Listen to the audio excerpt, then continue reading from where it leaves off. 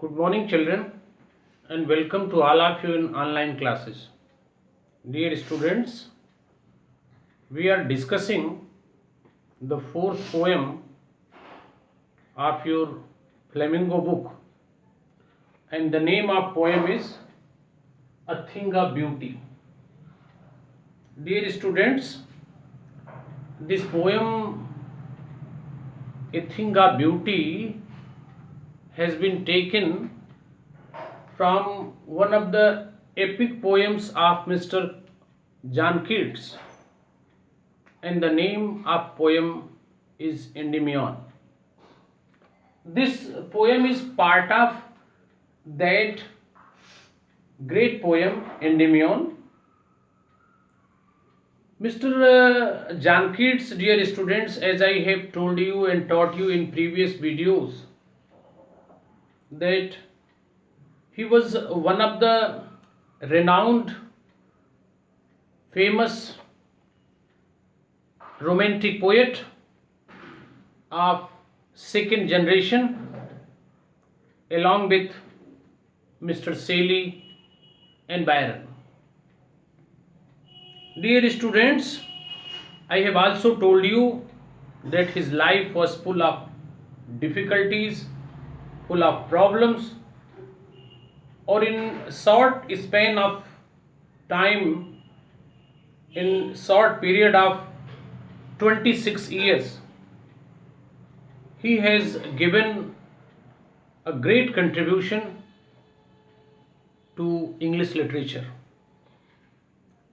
His poems proved a milestone in the history of English literature. This poet influenced the readers by his poem. Though initially he worked as a surgeon, but his main interest was in poetry. He was fascinated by the poetry, or he started writing. Though he died due to tuberculosis in age of 26 only, all these things I taught you and told you in previous videos. Dear students, in this poem, poet Mr. John Keats says in the first stanza of the poem, that what are the qualities and characteristics of a thing of beauty? A true beautiful object. Or poet says in first stanza that a true beautiful object or a thing of beauty gives us everlasting joy, the joy which is never ended. He further added that a thing of beauty or a beautiful thing's beauty increases with the passage of time. Its beauty never decreased, but the beauty of a real beautiful object increases with the passage of time, or it never reaches into the nothingness, to the end point.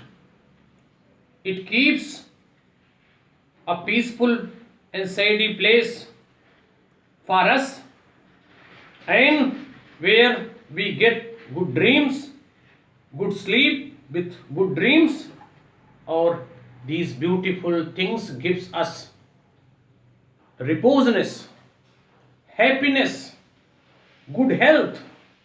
This we have discussed in first part. In the second part, poet has described to show our relation with the beauty of nature to the earth. Every morning we make flowers with the help of natural flowers. We make garland with the help of natural flowers to show our connection and relation with earth. It is because we we are connected with the nature. We like and appreciate the beauty of nature. Or he further says that this world is full of despondence, full of hopelessness, and all the paths are full of darkness. Everywhere darkness and despondence, everywhere sorrow and negative things. But among all these things, there are some shape of beauty, there are some beautiful things, there are some noble nature people who come forward and they remove the curtain of darkness from our dark spirit. This we have discussed in the second stanza. In the third stanza, dear students, we have discussed that the poet Mr. John Keats says that there are certain things which are the correct and exact example of a thing of beauty, such as sun, such as moon, such as trees either young or old, which gives shelter to the simple sheep and gives fruit and many other things to the creatures, to the animals, to the people of the earth. And he further says that the daffodil flowers, yellow flowers of lily family, which live in the green world, they are the real example of beauty, because by their fragrance they attract us, they fascinate us. He further says that the clear streams are also the example of beauty, true example of beauty. Their continuous flow, which protect us against the hot season, that those clear rills are the real example of beauty. The bushes, the ferns, the green bushes, they are the real example of beauty. Even sweet smelling flowers which give us good fragrance and good smell, they are the real example of beauty. With these things we have discussed, dear children, in third part. And today we have to discuss the remaining portion, means last portion. I am going to read the remaining lines.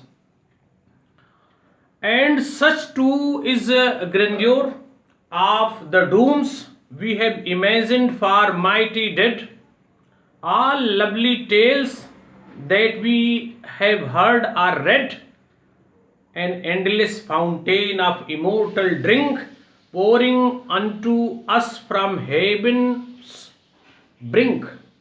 Once again I am reading, and such too is the grandeur of the dooms we have imagined for the mighty dead, all lovely tales that we have heard are read, and an endless fountain of immortal drink pouring unto us from the heaven's brink. So these are the remaining lines. Or dear students, before telling you explanation of these lines, I want to tell you the meaning of difficult words. The first word is grandeur, magnificent, magnificence. Next is doom, fate, and then mighty, powerful, fountain, spring, and then immortal, deathless, pouring, flowing freely, and last one is the brink, edge. So these are the difficult words you have to keep in your mind while reading the poem and writing the explanation.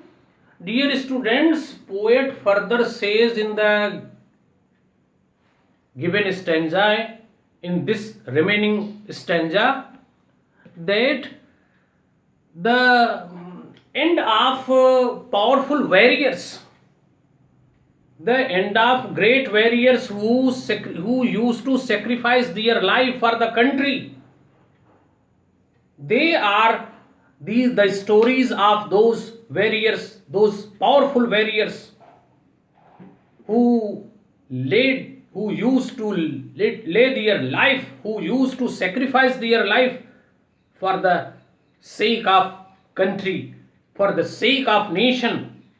So those powerful warriors are also the example of true beauty, because the great warriors about whom we have imagined, those who sacrificed and given their life for the nation, and those great warriors, those great martyrs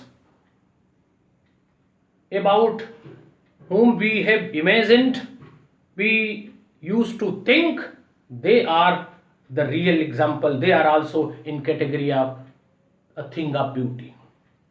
He also says in further lines that all lovely tales, all lovely stories, all great men and stories, either we ourselves have read in the books, or we have heard from our elders, we have heard from someone's.